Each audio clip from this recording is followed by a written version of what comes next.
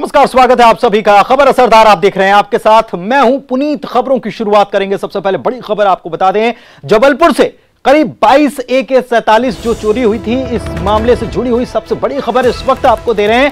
केंद्रीय जांच agency NIA ने सप्लीमेंट्री चार्जशीट दायर की है।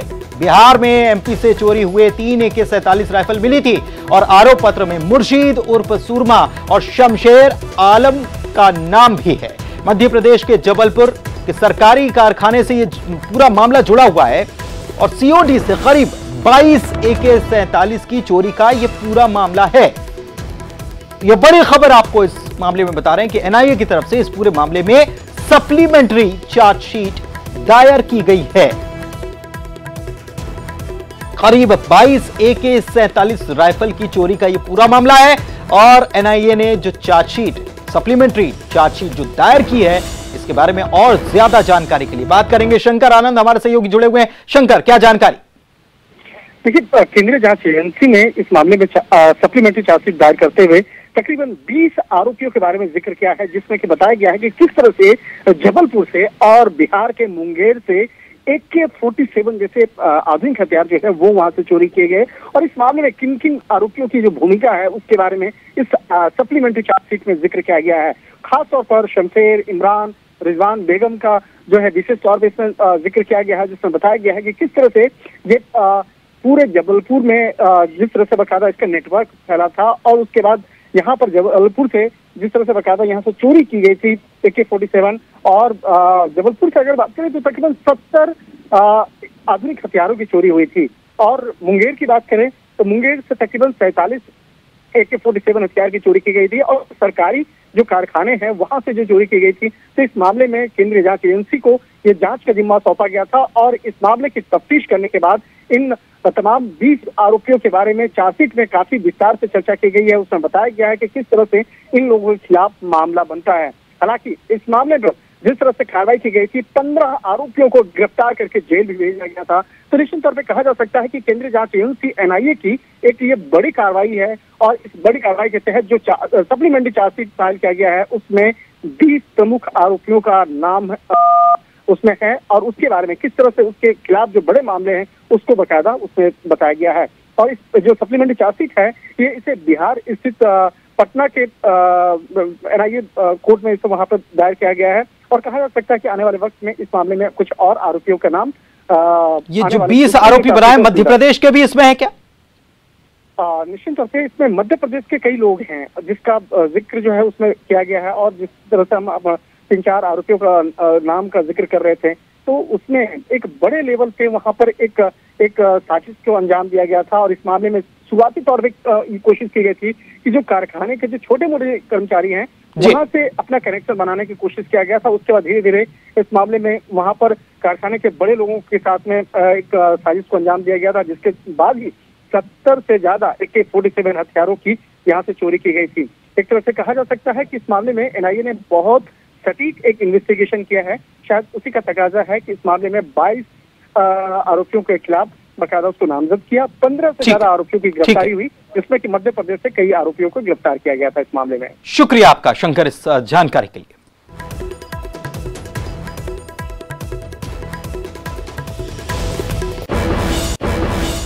और चलिए आगे बढ़ते हैं। रायपुर से इस वक्त की बड़ी खबर आपको बता रहे हैं। प्रदेश में आज आधी रात से लॉकडाउन लगने वाला है और छत्तीसगढ़ के 9 जिलों के 43 शहरों में यह लॉकडाउन लगेगा, जो कि 22 तारीख से 28 जुलाई तक कहीं पर और कहीं पर 23 से 29 जुलाई तक पूरी तरह से लॉकडाउन रहने वाला है। रायपुर के 2 शहरों में लॉकडाउन लगेगा तो दुर्ग के 10 निकाय क्षेत्रों में, कोरबा के 5 निकाय क्षेत्रों में लॉकडाउन रहने वाला है। बिलासपुर के 3 निकाय हैं, इसमें बलौदा बाजार के 7 निकायों में लॉकडाउन रहेगा। इसके अलावा मुंगेली, बेमेतरा के 7 निकाय, सरगुजा और राजनांदगांव के 1 निकायों में पूरी तरह से लॉकडाउन रहने वाला है।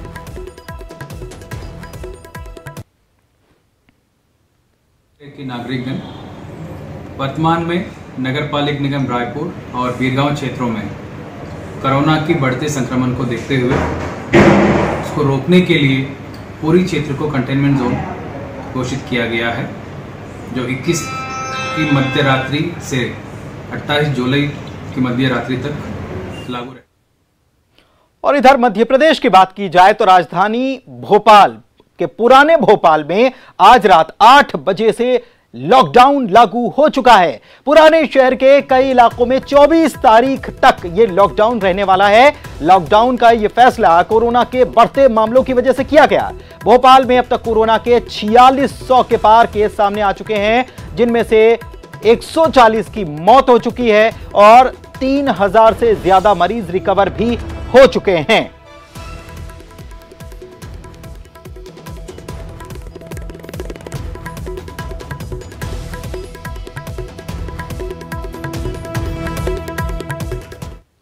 और चलिए अब हम आपको बताते हैं कि पुराने शहर के कौन कौन से इलाके हैं जहां पर पूरी तरह से लॉकडाउन शुरू हो चुका है। 8 बजे से शुरू हो चुका है। मंगलवारा, कोतवाली, हनुमानगंज, ये वो इलाके हैं जहां पर लॉकडाउन शुरू हो चुका है। न्यू इतवारा में भी लॉकडाउन है। जुमेराती, काजीपुरा, कुम्हारपुरा में भी लॉकडाउन है। लखेरापुरा, लोहा बाजार, नूर महल रोड पर भी लॉकडाउन रखा गया। इब्राहिमपुरा, गुर्जरपुरा, सिलावटपुरा में भी लॉकडाउन रहेगा। इसके अलावा बैरसिया तहसील के कई वार्डों में भी 25 जुलाई तक टोटल लॉकडाउन रहेगा। अभी एक हफ्ते के अंदर अंदर जो है कोतवाली क्षेत्र के और कोतवाली क्षेत्र के आसपास के एरिया में लगभग 49 पॉजिटिव मरीज आए हैं। घना एरिया है, बहुत घना मार्केट है, लोग उसमें रहते भी हैं। तो सभी डिपार्टमेंट्स के ऑफिसरों, व्यापारियों के साथ बैठ के मीटिंग की गई और मीटिंग के बाद विचार विमर्श ये फैसला किया गया है कि वहाँ पर एक करीब 5 दिन का एक लॉकडाउन किया जाए ताकि उसको चेन को तोड़ा जा सके। 2 दिन का लॉकडाउन ऑलरेडी कलेक्टर महोदय के आदेश से पहले ही से है। शनिवार और इतवार, बुधवार, गुरुवार और शुक्रवार का लॉकडाउन किए जाने का आदेश मेरे द्वारा जारी किया गया है। और इस तरह से 5 दिन जो है वह क्षेत्र जिसको बैरिकेडिंग करके चिन्हित कर लिया गया है और सबसे चर्चा उपरांत उसको 5 दिन के लिए लॉकडाउन का आदेश किया गया है। इधर भोपाल से बड़ी खबर आपको बता रहे हैं। नाबालिग बच्चियों से यौन शोषण के मामले में आरोपी प्यारे मियां को दूसरी बार टीम लेकर पहुंची है। एसआईटी की टीम शाहपुरा स्थित विष्णु हाइट्स फ्लैट पर लेकर पहुंची है। 5 बच्चियों के साथ ये टीम लेकर पहुंची है। मामले में अब कई बड़े खुलासे होने की संभावना है। तो ये बड़ी खबर भोपाल से इस वक्त आपको बता रहे हैं। प्यारे मियां नाबालिग बच्चियों से यौन शोषण का जिस पर आरोप है, उसे लेकर एसआईटी की टीम पहुंची है शाहपुरा स्थित विष्णु हाइट्स के फ्लैट पर। 5 बच्चियों के साथ इसे लेकर पहुंची है और मामले में अब कई बड़े खुलासे होने की संभावना जताई जा रही है, क्योंकि आरोपी प्यारे मियां जिस पर आरोप है बच्चियों के शोषण का, नाबालिग लड़कियों के शोषण का, 5 बच्चियों के साथ ये टीम प्यारे मियां को लेकर इस फ्लैट पर पहुंची हुई है और यहां पर अब कई बड़े खुलासे हो सकते हैं। पूरे मामले में छानबीन करने के लिए ये टीम पहुंची हुई है और विष्णु हाइट्स का ये फ्लैट है, शाहपुरा में ये फ्लैट है। एसआईटी की टीम प्यारे मियां को यहां लेकर पहुंची है। 5 बच्चियां जिनके यौन शोषण का आरोप प्यारे मियां पर लगा है, उनको भी साथ लेकर पहुंची है। तो ये इस मामले में अब कई सारे बड़े खुलासे होने की संभावना जताई जा रही है। बड़ी खबर इस वक्त राजधानी भोपाल से आपको बता रहे हैं। नाबालिग बच्चियों से यौन शोषण का ये पूरा मामला है, जिसमें आरोपी प्यारे मियां को दूसरी बार एसआईटी की टीम शाहपुरा के विष्णु हाइट्स के फ्लैट पर लेकर पहुंची है पूरी जांच करने के लिए। और इस बार 5 बच्चियों के साथ प्यारे मियां को ले जाया गया है ताकि पूरे मामले की पड़ताल की जा सके, छानबीन की जा सके और वहां क्या कुछ हुआ, किस तरीके से इस प्रकार का घिनौना कृत्य किया गया था, उस पूरे मामले की छानबीन की जा सके। तो एसआईटी की टीम पहुंची है और माना यह जा रहा है कि अब बड़े खुलासे इस पूरे मामले में होने की संभावना है।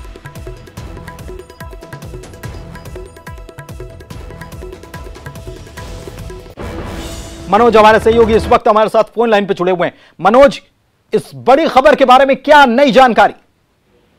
जी बिल्कुल, लगातार शिकंजा कसता जा रहा है और जिस तरीके से प्यारे मियां पर एटीएस ने पूछताछ की और तमाम केंद्रीय और राज्य की जो सुरक्षा एजेंसी और खुफिया एजेंसी हैं वो लगातार शिकंजा कसती जा रही है। यही कारण है कि तमाम ड्रग्स माफियाओं के साथ जो आतंकी कनेक्शन है वहां तक पहुंचने की कोशिश की जा रही है। इसके अलावा कई ऐसे कनेक्शन भी सामने आए जिसकी पड़ताल अभी लगातार जारी है और कई ऐसी डायरियां जो है आरोपी के पास से बरामद हुई है, जिसमें तमाम तरीके की जानकारी छुपी और खास तौर से उस ठेके को लेकर छुपी है जो मछली का ठेका लिया था 2015 में, और उस ठेके के जरिए जो है लगातार अधिकारी कर्मचारियों को पैसा पहुंचाने का काम किया। पूरा लेखा जोखा, लेकिन अभी उसकी पड़ताल की जा रही है। इसके अलावा आज प्यारे मियाँ को उसी घटना स्थल पे, उसी फ्लैट पे ले जाया गया। साथ में जो पीड़िता बच्चियां हैं उनको भी ले जाया गया। एक तरीके से घटना के बारे में पुलिस ने ये जानने की कोशिश की है कि किस तरीके से आरोपी वहां पर पहुंचता था, कहां पे रुकता था, किस तरीके से उसने घटना को अंजाम दिया। तमाम तरीके के घटनाक्रम पर पुलिस की पैनी नजर हो। यही कारण है कि एसआईटी की जो टीम है, जो तमाम अधिकारी हैं, वो लगातार हर उस एंगल पे जांच कर रहे हैं जो प्यारे मियाँ से जुड़े हैं, चाहे वो अंडरवर्ल्ड से कनेक्शन के मामले हो या फिर आतंकवादी गतिविधि के संगठन जो सक्रिय हैं उनके कनेक्शन को लेकर भी ये बात कही जा रही थी कि हो सकता है, लेकिन अभी इस तमाम कनेक्शन की कोई पुष्टि आधिकारिक नहीं हो पाई। लेकिन क्योंकि एक बड़ा मामला है और हाई प्रोफाइल मामला, यही कारण है कि श्रीनगर से लेके पाकिस्तान, पाकिस्तान से लेके तमाम उन जगहों के कनेक्शन को तलाशे जा रहे हैं जहां जहां प्यारे मियाँ गया था। शुक्रिया आपका इस जानकारी के लिए मनोज। और खबर उज्जैन से है, जहां पर हिस्ट्री शीटर बदमाशों के खिलाफ पुलिस और प्रशासन ने अभियान चला रखा है। इसी क्रम में प्रशासन ने 10,000 के इनामी बदमाश इमरान के मकान को आज जमींदोज कर दिया। अवैध निर्माण तोड़ने के दौरान जेसीबी पर मकान का एक बड़ा हिस्सा भी गिर गया। हालांकि गनीमत रही कि इसमें जेसीबी का ड्राइवर बाल बाल बच गया।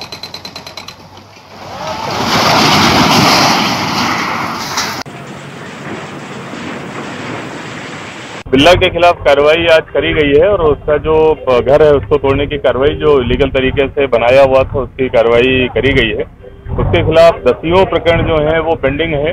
माननीय मुख्यमंत्री जी का स्पष्ट निर्देश है कि कानून व्यवस्था की स्थिति किसी तरह से बरकरार रहे और जो भी गुंडे बदमाश हैं उनके खिलाफ पूरी सख्त कार्रवाई करी जाए। इसी क्रम में मध्य प्रदेश शासन के निर्देश भी हैं।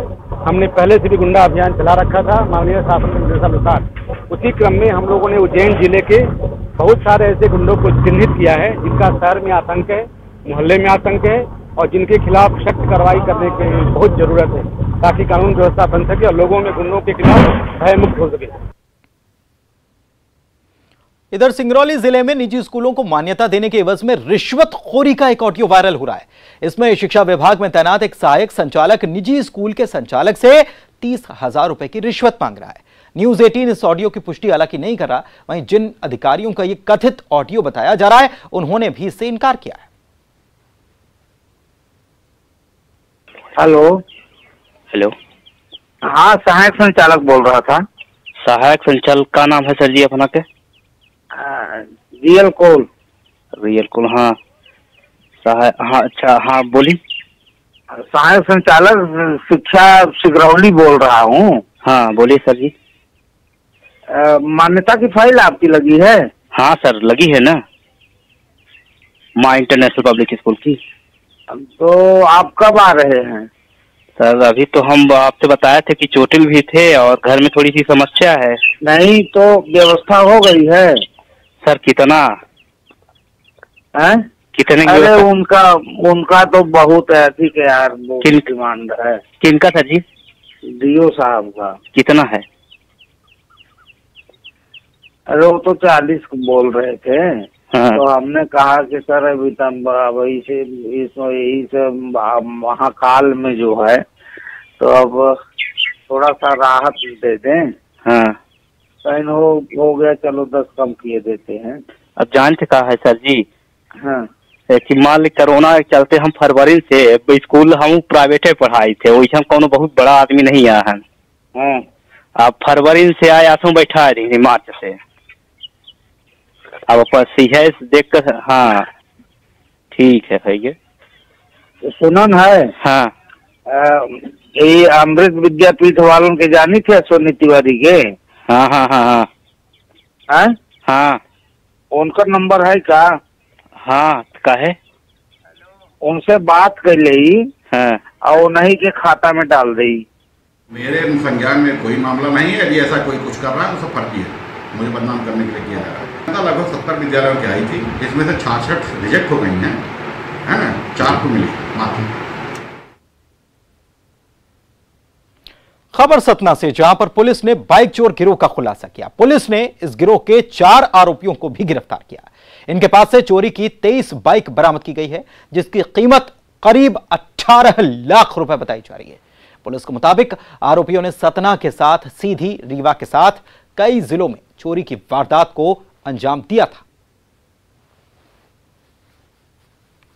कोतवाली सतना पुलिस को सफलता मिली है।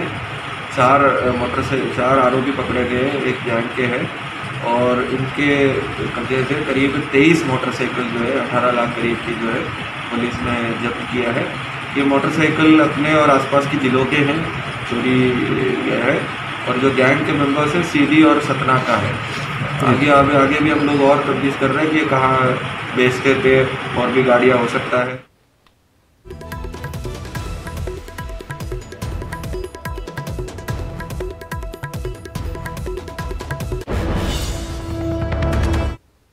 और यहां रुक रहे हैं एक छोटे से ब्रेक के लिए, जल्द लौटेंगे।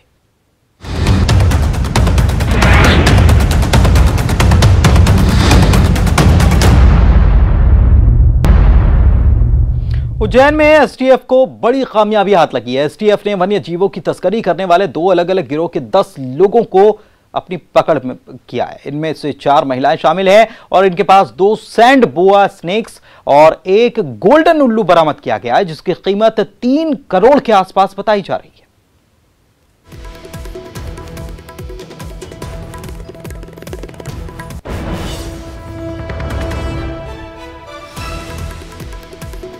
तो ये 10 वन्य जीवों के तस्कर गिरफ्तार किए गए हैं। 10 सदस्य इस गिरोह के बताए जाते हैं। वन्य जीवों की तस्करी करते थे। सैंड बोआ सांप इनके पास से मिला है और इसके अलावा एक गोल्डन आउल भी, दुर्लभ गोल्डन उल्लू भी इनके पास से जब्त किया गया।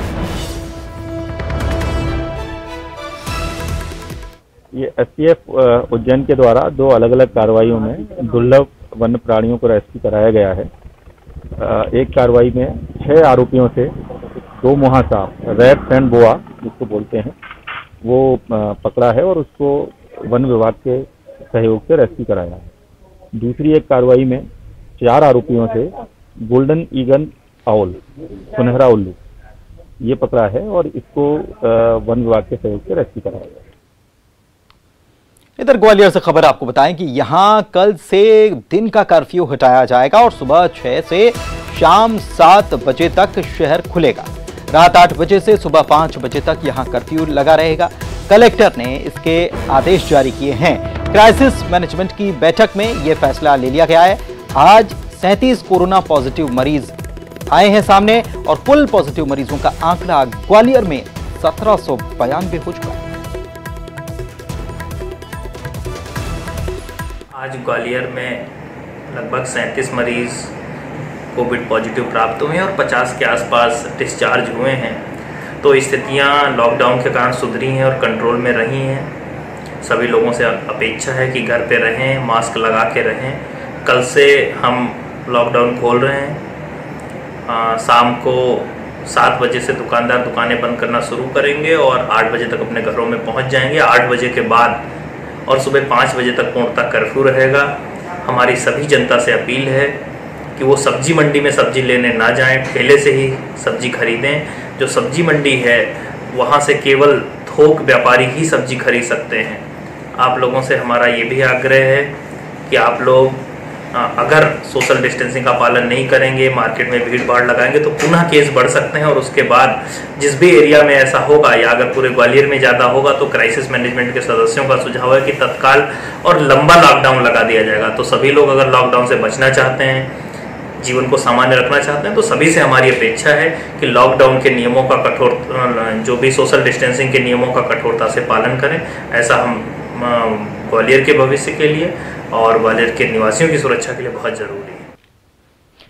और बात ऊर्जा मंत्री की कर लेते हैं, जिन्होंने बिजली उपभोक्ताओं की समस्याओं को सुना है। गोविंदपुरा स्थित कॉल सेंटर प्रद्युम्न सिंह तोमर पहुंचे थे और उन्होंने शिकायतकर्ताओं से यहां पर बात की है। उपभोक्ताओं की शिकायत को सुनकर उसका निराकरण उनकी तरफ से किया गया है। तस्वीरें देखिए। मैंने आपकी बात सुनी है।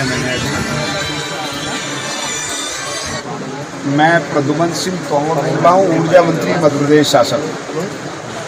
मैं आदरणीय ये जानना चाहता हूँ आपसे सिर्फ कि ये जो आपकी कटौती हो रही है इसकी कंप्लेंट आपने कितनी बार की है? मेरे को रिकॉर्ड मेरे को आप जो है ना महीने भर में आपने फ़ोन इस पर किए हों वो डिटेल मेरे को दीजिए। इससे ये डिटेल मेरा विशेष सहायक अभी आपसे बात करेंगे डिप्टी कलेक्टर, आप उनको दीजिएगा कि आपने किन किन डेटों में इनको फ़ोन किया है। नहीं, मैं बिल्कुल मैं आपकी बात सुनने के लिए ही मैं इस कॉल सेंटर पे आया हूँ और मैं ये जानकारी ले रहा हूँ। मैंने आपकी बात सुनी है मैंने अभी। मैं प्रद्युमन सिंह तोमर बोल रहा हूँ, ऊर्जा मंत्री मध्य प्रदेश शासन। मैं सीधी में मानव तस्करी के मामले थमने का नाम नहीं ले रहे हैं। 4 आदिवासी नाबालिग को ले जा रहा आरोपी एक बार फिर से गिरफ्त में आया है। रोजगार दिलाने के नाम पर दूसरे राज्य ले जाया जा रहा था। अब पुलिस आगे की कार्रवाई में जुट गई है।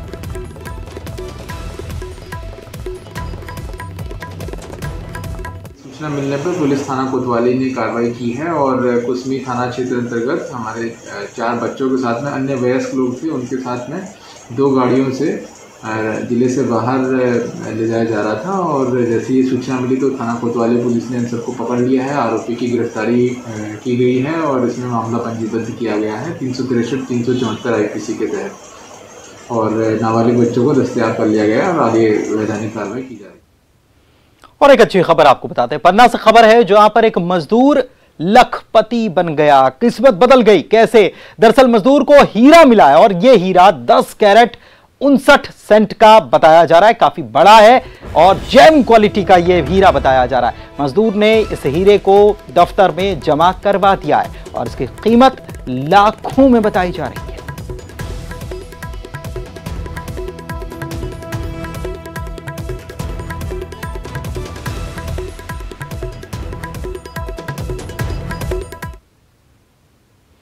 और इसी के साथ इस बुलेटिन में फिलहाल इतना ही। नमस्कार।